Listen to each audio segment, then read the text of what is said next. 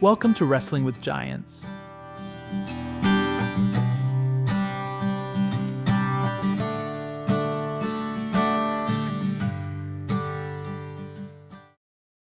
Last episode, we followed the 3 layers of conflict Jesus actually lived through: conflict with the guardians of the law, conflict with Roman power, and finally, the deepest layer, conflict with God himself. Moltmann called this the historical trial, the trial Jesus lived out in real conflicts while he was alive. At the end of that episode, we left a door open. If God's own Son really died abandoned by God, how does that death lead back to the glory of the resurrection? Today we walk through that door. Moltmann calls this the eschatological trial, the second trial. Eschatology is the part of theology that asks about last things. What happens when God finally completes his work at the end of history? As we said last episode, this trial means God's own judgment about Jesus, the verdict only God's future can finally deliver. And at the same time, it is the trial where witnesses testify on Jesus' behalf, carrying that verdict forward into the present. Both halves belong together. They testify, this man was right. God was on his side. But Moltmann does not think this testimony is simple. Before anyone can testify, they first have to ask, what actually makes this testimony valid? Is a rumor that he rose from the dead enough by itself? Or do we first have to ask what that resurrection actually means? One way to picture this second trial, though it is our own image and not one the source text uses directly, witnesses called to the stand, testifying to a verdict that has already been handed down, but not yet made visible to everyone. That is the question this episode follows all the way through. First, we look at how believing in the resurrection turns our whole way of reading history upside down. Then we sort out what the resurrection actually was, and what it was not. Then comes a surprising twist. We usually assume that the resurrection gives meaning to the cross. Moltmann turns this around. He argues that the cross gives meaning to the resurrection. And finally, all of this comes down to one question. What was God doing in the exact moment the cross was happening? The moment we try to answer that question, we are already standing at the threshold of chapter 6. The chapter that gives this book its title, The Crucified God. One thing to say before we start. Today's chapter, chapter 5 in the source book, opens in a much more abstract and methodical way than last episode did. True to form for a theologian, Moltmann first asks, what actually gives us the right to say any of this, before he lets himself say it? This can feel dry at first. But once you understand why this method matters, everything that follows becomes much clearer. Stay with it. Moltmann opens this chapter with a claim. The historical Jesus and the risen Christ are not two halves of one person. And yet, throughout the history of Christian theology, people have kept falling into the temptation to split them apart anyway. Hold on to only the historical Jesus, and you are left with a bare biography with no faith in it. Hold on to only the Christ of faith, and you are left with a heavenly myth that has nothing to do with real history. Moltmann rejects both paths. Jesus is one person, and his story is one story, but we have to read this one story from two directions at the same time. Forwards, in the order he was born, lived, and died, and backwards, asking what light the resurrection throws back over his entire life. Here is a useful picture. Imagine you go to someone's funeral. One mourner after another stands up to give a eulogy. Once you have heard those eulogies, even a small, thoughtless choice this person made when they were young suddenly means something completely different. You know something now that you did not know before. You know how their whole life turned out to be shaped. If you rewrote their life story after the funeral, you would not be adding lies to it. You would be seeing the whole picture for the first time. This is close to what Moltmann means by reading history backwards. The resurrection does not attach something new to Jesus' life that was not there before. It reveals for the first time what his whole life actually was. Moltmann calls this relationship a differentiated connection. That means it is a connection that neither collapses the historical Jesus and the risen Christ into one flat idea, nor tears them apart into two. And this is exactly why the early church knew that to properly name this person, they always needed a double formula: the name Jesus Christ itself, and the phrase crucified and risen. Use only one half, and you are only saying half of the truth. Here, Moltmann applies an important methodological break. You could argue, Christian faith begins by believing in the resurrection. So we are free to reinterpret Jesus' death on the cross however that resurrection faith suggests. If you say that, a dangerous door opens. Resurrection faith could turn into pure imagination, floating free with no anchor at the actual historical fact of the cross. To block that danger, Moltmann borrows a line from the 19th century theologian David Friedrich Strauss. Strauss said that the true test of any doctrine is the doctrine's own history. Moltmann takes this same logic and applies it in reverse to resurrection faith. The true test of resurrection faith, he argues, is the actual, real history of the crucified Christ. In other words, believing in the resurrection does not mean that belief passes without being checked. It means that belief always has to keep standing the test of the real history of the crucified Jesus. Here, Moltmann points out how tightly the early church actually held these two things together: Jesus' history and his resurrection. Look at the oldest creeds we have. The confession, Jesus is Lord, a statement about a person, and the confession, God raised him from the dead, a statement about an event, are always joined in one breath. Paul says in 1 Corinthians 15 that if Christ has not been raised, then the church's preaching is empty, and so is their faith. If the cross is the core fact of Christian faith, the resurrection is its original source. In fact, there was hardly any real dispute inside the early church over whether Jesus had risen. The dispute was over how to interpret his death on the cross in the light of that resurrection. That tells us how unshakable a starting point the resurrection already was. As the theologian Ernst Käsemann put it, real knowledge of Jesus, in the sense of being certain of salvation through him, was only possible after Easter, for the earliest church and for every generation since. This is not a rule that applied only once to the first disciples. It applies at every period of the church's life. Without it, a theology built on God's own word would have no solid ground to stand on at all. Here, Moltmann draws a simple but powerful contrast. The historical name, Jesus of Nazareth, ties him to his past. The eschatological title, Christ, ties him to his future. And this title itself explains why. To call him Christ is to say that he reserves a place for the God who is to come. That is the whole reason the title points forward instead of backward.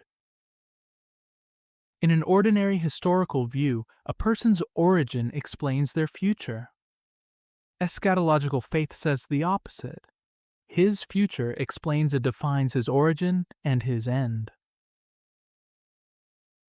Once you see this contrast, it also explains why the very earliest titles the early church gave Jesus, right after the resurrection, were all titles of promise and hope. The first fruits of those who have fallen asleep. The first fruits of the resurrection of the dead. The pioneer of life. What these titles are saying is this: Jesus' resurrection was not a private miracle meant only to prove something about him. It was the signal that something much bigger had begun. The resurrection of everyone. That means the light of this hope does not shine in only one direction. It shines forward, but it also shines backward over the countless graves scattered through history. This is exactly what the symbol, resurrection of the dead, does. It connects God's future to those who have already died and become part of the past. This is why Paul, in Romans 14, says that Christ died and came back to life so that he might be Lord of both the dead and the living. The resurrection is not only hope for those still to come, it is hope for those who have already left this world. The philosopher Ernst Bloch summed up this paradox in one short line: even the end of Christ was nonetheless his beginning. And Moltmann adds this: if Jesus had only ever been a historical figure, he would have been forgotten long ago. His message that God's kingdom had come near had already been contradicted by his own death on the cross. That is exactly why we still find ourselves wrestling, 2,000 years later, with a man from first century Palestine. He never stayed purely historical. Here Moltmann moves into slightly more philosophical territory. He brings in three thinkers. First, the theologian Rudolf Bultmann. Bultmann says that no event or person is, by itself, a historical phenomenon. What relationship it has to its own future, and what significance it carries for that future, only then does something become historical. Think of a seed. Hold a small seed in your hand, and by itself, you cannot tell what kind of tree it will become. Only once you see the tree it grows into do you learn what that seed actually was. The future reveals the true identity of the past. Moltmann agrees that Bultmann is right about this, but he thinks Bultmann himself failed to follow this insight all the way through. Bultmann grew afraid this idea would slide into Hegel's philosophy of history. The idea that history is one single story moving toward a guaranteed final goal, so he backed away from it. In its place, he put a much smaller idea: one person's private, existential decision. Second, the philosopher Franz Rosenzweig. He calls history an unfinished world. A finished past can be told in order, start to finish. But a future that has not yet arrived can only be grasped by looking ahead. We are not standing at the end of history. We are standing in the middle of it. So we can only understand the present moment by holding memory of the past and hope for the future together at the same time. Third, Walter Benjamin. He is known for a striking image called Angelus Novus, the new angel, but Moltmann does not describe that image in detail here. He only names it and moves straight to Benjamin's actual point. For Benjamin, history is, at its core, a history of suffering. And this history of suffering can never, on its own, grow into a future where God sets everything right. The kingdom of God, Benjamin says, is not the destination this suffering history is heading toward. Seen historically, it is not the goal. It is the end. The point where this history of suffering simply stops. Only the historian has the gift of striking hope, like sparks, out of a past soaked in suffering. And even the dead, Benjamin warns, are not safe. If the enemy wins, he can still reach backward and defeat them too, by making their suffering meaningless. Instead, the messianic history of life runs the opposite way from this history of suffering. It approaches from the future, moving toward the suffering rather than growing out of it. And it is only in this movement, coming the opposite way, that a real, redeeming relationship becomes possible with the whole history of death and the dead. Moltmann says Benjamin's picture here comes very close to being an eschatological theology of the crucified Christ in its own right, as long as it can actually unfold hope and freedom out of the world's suffering, using the suffering of the risen Christ as its source. Put these three thinkers together, and Moltmann's point becomes clear. Understanding an event historically always, in fact, means understanding its relationship to the future. So, trying to study Jesus' history purely historically, cut off from his future, from his resurrection, is a goal that was never actually possible in the first place. Moltmann closes this part with an interesting twist. Someone might object. That's just a special theological way of reading. Ordinary historical scholarship doesn't need this kind of future-oriented reading at all. Moltmann turns this objection completely around. Positivism, the approach that insists on pinning down every fact and law with strict certainty, tries to lock history entirely inside that fixed, settled frame. In Moltmann's view, that is also an attempt to end history in its own way. In other words, the stance of we only deal with pure fact, and we leave the future out of it, is itself a position on how history should end. So the Christian way of reading Jesus' history in the light of the future, his resurrection, is not some strange method far removed from how history is normally written. It is simply being honest and open about a problem that all historical writing already carries inside it, whether it admits it or not. Now, holding on to this method, it's time to ask what the resurrection actually was. So far, we've followed one method, reading history backwards. The historical Jesus and the risen Christ are one person, one story, read from two directions at once, forward through his life and backward from his resurrection. Believing in the resurrection does not set that belief free from being tested. It stays accountable to the real history of the crucified Christ. And even the driest, most fact-only way of doing history turns out to carry its own hidden position on how history should end. That's where we'll leave part 1. Coming up, what the resurrection actually was, and what it was not. Moltmann first asks what situation the people who claimed to witness the resurrection were actually in. These were the disciples who had traveled with Jesus and followed him. They had all fled the place of execution. They experienced his crucifixion in complete helplessness, watching a man they believed was abandoned by God. This is the shattered ground on which their faith began again. At the time, Jewish belief widely expected a coming resurrection of the dead.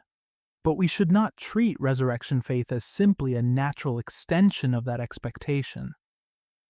The order matters. First came Jesus' own preaching and their discipleship under him. Then came the crucifixion and the faith that was shattered by it. Only after that came the background of the apocalyptic expectations of their time. In theology, apocalyptic describes Jewish thought that expected God to end history through a final judgment. That first item is not a small detail. Jesus' own preaching had already broken the pattern apocalyptic thought expected. A coming kingdom of grace, not a coming kingdom of judgment, before the disciples ever needed to reach for that apocalyptic background at all. Between resurrection faith and Jewish apocalyptic thinking sits something decisive: Jesus himself and his cross. So what exactly did these witnesses experience? The earliest expression the early church used was, "He was seen." This phrasing matters because its grammar itself gives us a clue. This does not mean a witness actively discovered something. It means something was given to them passively. God showed him to them. Here is a helpful picture. Imagine lightning cutting across a pitch-black sky for one instant. In that brief flash, an entire landscape that was normally invisible is suddenly lit up. But you cannot look directly at the lightning itself. It is too bright. All you can see is the landscape it lit up. Moltmann says the resurrection worked in a similar way. The resurrection itself is a light no one can look directly into. What the witnesses saw was not that light itself, but the person it illuminated, Jesus, the very man who had been crucified. And this seeing was not something you could pull out and look at again, like a photograph. Like lightning, it was given once, and then it was gone. Impossible to repeat, impossible to verify by repeating it. This seeing was not a mystical experience, and it was not some inner realization. In Galatians 1, Paul connects this appearing to the word revelation, apocalypsis in Greek, meaning God unveiling something that could not otherwise be known. Revelation means God disclosing something hidden from the knowledge available in this present age, God's future, and the righteousness of his coming kingdom. Why can't we know it now? Because this present, unrighteous age cannot bear God's righteousness. That righteousness only becomes fully visible at the point where this old age ends. Even so, the prophetic tradition says that history already contains glimpses that anticipate this future ahead of time. As the prophet Amos puts it, the sovereign Lord does nothing without revealing his plan to his servants, the prophets. The Jewish apocalyptic text for Ezra makes the same point in its own image. For anything that happens in the world, the beginning is hidden, but the end is plain to see. And in the same way, the times of the Most High show their beginnings in signs and omens, but their end in visible acts and wonders. And a prophet's calling always arrived together with a revelation like this. Paul himself understood his own encounter with the risen Christ as the moment he was called to be an apostle, following this same prophetic pattern. So what the resurrection appearances gave to the witnesses was neither a mystical trip to another world nor some inner light turning on inside them. It was a foretaste in the face of the crucified man, of the God who was coming, and, at the same time, being seized by a calling. This seeing was two things happening at once. It was a foretaste of the glory of God's coming kingdom, and it was recognizing through the marks of the crucifixion that this really was Jesus. It was like meeting someone you had not seen in a long time, and in their face, seeing not only them, but also everything about to happen next. The disciples saw Jesus in the glory of the coming God, and at the same time saw the glory of the coming God in Jesus. It was a reunion wrapped inside a foretaste, and a foretaste wrapped inside a reunion, each side recognizing and confirming the other. Here, Moltmann pins down, for the first time, a claim that runs through this entire chapter. If this hope's light does not shine forward, but backward instead, what does it reveal? The answer is this: the glory of the coming God had already been revealed in the powerlessness and shame of the crucified Jesus. The final judgment had already been handed down in his execution, and handed down in the accused man's favor. That is what the Easter vision implies. God identified himself and his judgment and his kingdom with the crucified Jesus. If that is true, then the resurrection already contains within itself the process of the coming God becoming flesh in the crucified Jesus. When John's Gospel says that Jesus was glorified on the cross, the reverse of that statement is also true. God's own glory was crucified in him. Hold on to this claim. In Part 3, we will meet it again, pushed even further. Now Moltmann does something very practical. He sorts out what the word resurrection does not mean. We can sort what he rules out into 5 groups. First, resurrection does not mean a dead body simply coming back to life exactly as it was. Think of Lazarus in John's Gospel. Lazarus died and then came back to life, but that was just a return to the same old life he had before. He had to die again later. Jesus' resurrection is fundamentally different. Paul says, Christ, having been raised from the dead, will never die again. This is not walking back out through the door of death. It is a qualitatively new life that has moved completely beyond death itself. Second, resurrection is not what many religions mean by life after death. Some traditions teach that the soul is immortal and lives on after the body dies. Others teach that the soul is reborn into a new body, reincarnation. Both of these ideas can sit comfortably alongside the sense that this life is heading toward death anyway. Resurrection of the dead demands something completely different. It is not a comforting idea placed next to the unchanged fact of death. It is the far more radical claim that death itself is made void by the victory of new life. Third, resurrection does not mean Jesus was lifted up into heaven, made eternal, or made into a god. Jesus was not carried up into heaven. He was raised into God's future. That is why he was seen and believed to be the present representative of the free new humanity and the new creation. Fourth, resurrection does not mean Jesus was raised into the church's preaching or into its faith. Neither the church's message nor its faith is, by itself, anything more than a promise and a hope for something not yet arrived. Moltmann instead says that Jesus was raised into God's final judgment. Fifth, resurrection does not mean that Jesus' cause or his spirit simply lived on and kept influencing people. And it cannot be reduced to the disciples' own psychology, their need, despite the disappointment of the cross, to justify themselves, or their longing to place hope back into their own broken, crucified past. This naturally raises a question many people will already be asking. What about the empty tomb? Moltmann treats the empty tomb not as the foundation of resurrection faith, but as a confirmation that came afterward.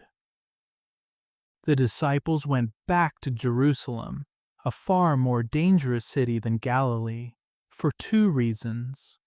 Jesus had been crucified there, and according to apocalyptic tradition, Jerusalem was where the Messiah was expected to appear.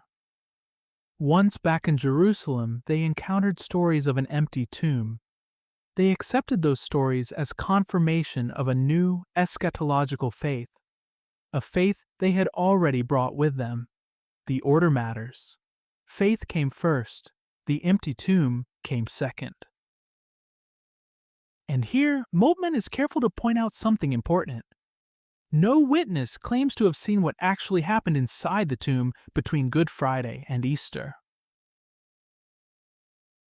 Once you clear away these 5 things, here is what remains.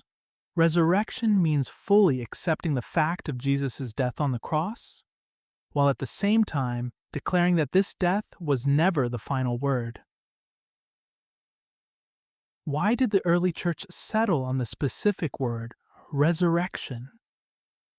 This idea was not invented by Christianity. It was already a well-established concept in the Jewish apocalyptic thought of Jesus' time. In apocalyptic thought, the resurrection of the dead was never an end in itself. It was an answer to a far deeper question, the question of God's righteousness. The reasoning runs like this: God is righteous, but look at the world, and righteous people suffer constantly while wicked people prosper. Doesn't death lock this injustice in place forever? And if it does, where is God's righteousness? Daniel 12:2 is the first passage in Scripture to answer this question, promising that on the last day the righteous will be raised to eternal life and the unrighteous to eternal shame. This was never just an ancient theological puzzle. In 4 Ezra, someone cries out, "Why has Israel been given over to the nations as a reproach?" And the writer answers his own question. Why hast thou not considered what is to come, rather than what is now present? In other words, do not measure God's righteousness only by what you can see right now.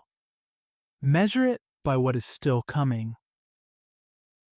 This move, from a present complaint to a future righteousness, is exactly what generates the hope for resurrection in the first place. And this question is still alive today. Look at world history, and you have to ask why the inhumane so often prosper while their victims suffer. On the surface, world history looks like a problem for universal history in general. But at its deepest level, this question is about righteousness. In the face of the cry for justice from those who were murdered and gassed, from those who are hungry and oppressed, the question, does God exist or not, is a question that stays only in the head. It does not touch the real wound. The real question is this: do the executioners get the final victory over their innocent victims? Here is a picture that might help. Imagine an extremely long-running court case where several key witnesses die before the verdict is reached. If the case just quietly dissolves because of that, the justice the case was pursuing in the first place collapses along with it.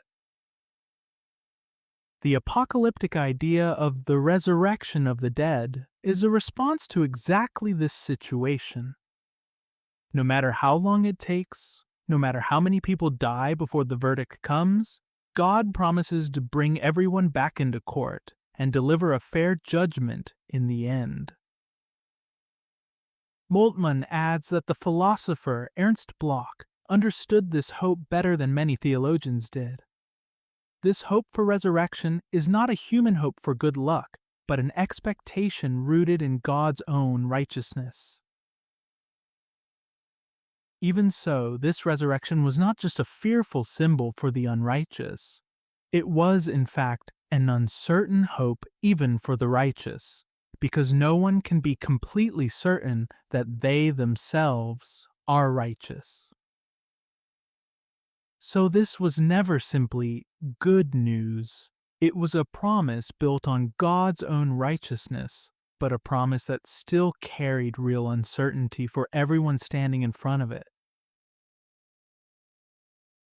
Inside this apocalyptic framework, the early church made a remarkable change.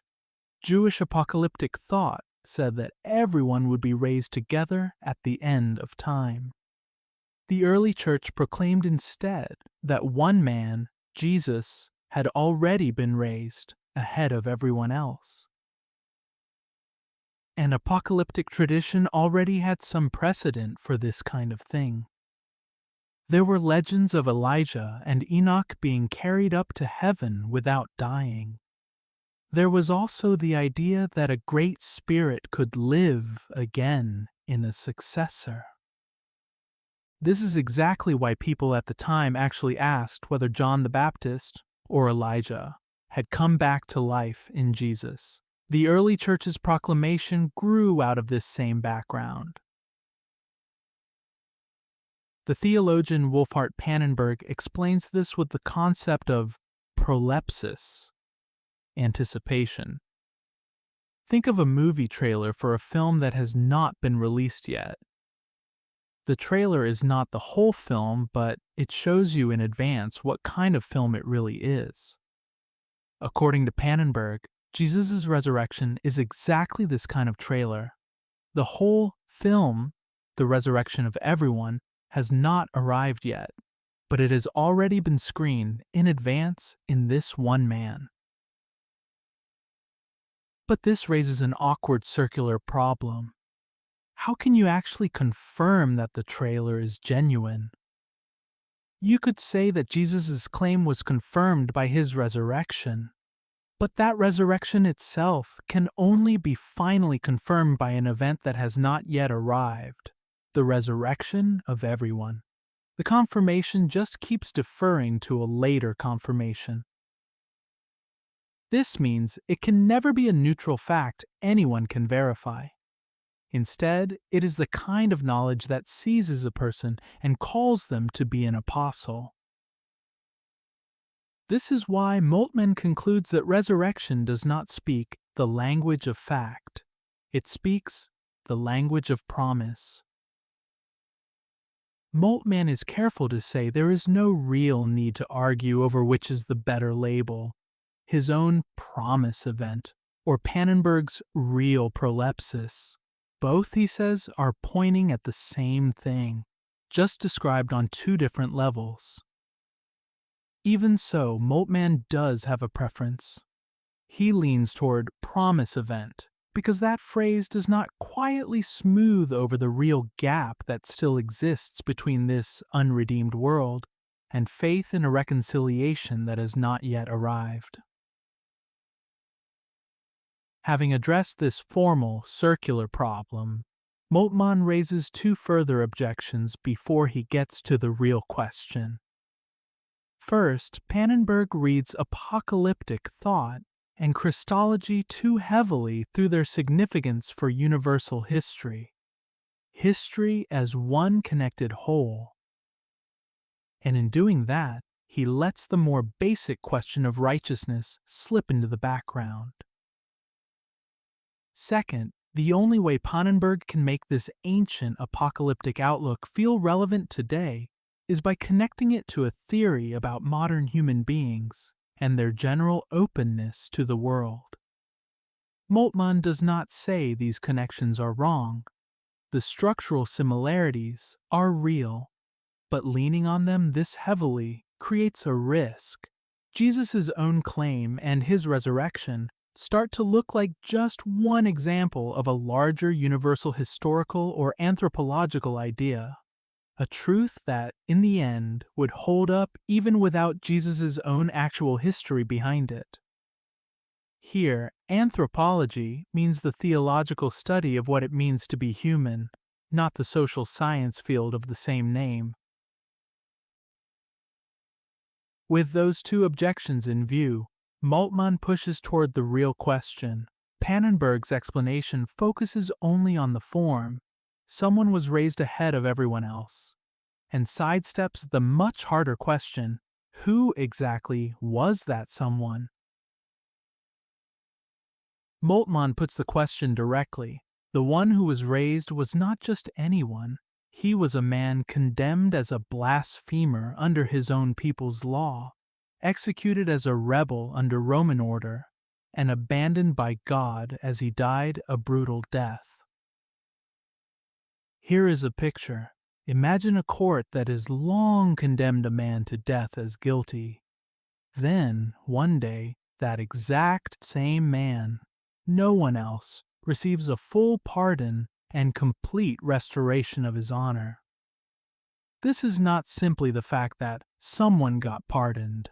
This forces you to ask what the court's original verdict was ever actually standing on. The scandal the early church proclaimed about the resurrection worked the same way.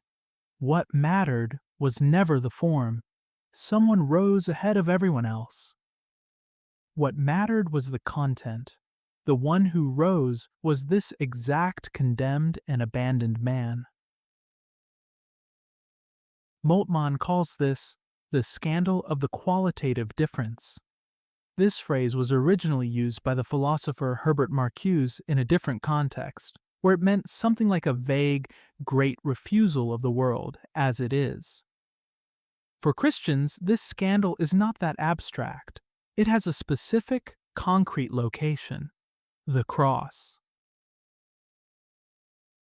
As we just saw, Jewish apocalyptic hope for the resurrection was an uncertain hope, even for the righteous. But the resurrection of the crucified Christ reveals God's righteousness in a completely different way, not as a righteousness that judges and punishes, but as grace that makes the unrighteous righteous. So the Christian hope of resurrection is no longer ambivalent, no longer pulled in two directions at once, part hope and part fear. For the first time, it becomes a hope with no fear attached, a clearly joyful hope. The cross is the one-time anticipation of the world's final judgment, decided in favor of exactly the people who otherwise had no chance of surviving it. So resurrection is no longer just a precondition for a future judgment yet to come. Resurrection is itself already the new creation. Moltmann sums up this section in 5 points. First, at the center of apocalyptic thought is not anthropology or world history, but the expectation that God's righteousness will finally triumph for both the living and the dead. The resurrection of the dead is not a goal in itself. It is a necessary condition for that righteousness to be completed. Second, Jesus' own preaching was apocalyptic in form, but it actually broke through that framework. He proclaimed a righteousness that makes people righteous, rather than a righteousness that simply gives each person exactly what they deserve. And he put that law of grace into practice ahead of time, among the unrighteous and those excluded from the law. Third, the early church's proclamation of the resurrection was also in form an apocalyptic trailer. But in content, it was the proclamation of the crucified Christ as Lord of righteousness. The scandal was never someone rose ahead of everyone else. It was that this specific man rose. Fourth, the real key to understanding resurrection faith lies in the question of righteousness raised by the world's suffering. This question has two dimensions we need to hold together. One is the wide question, asked about the whole world. Why did those people have to die so unjustly? The other is the deep question, asked about myself. Then what right do I have to stand before God at all? Fifth, the dispute over the resurrection is, in the end, a dispute about righteousness in history.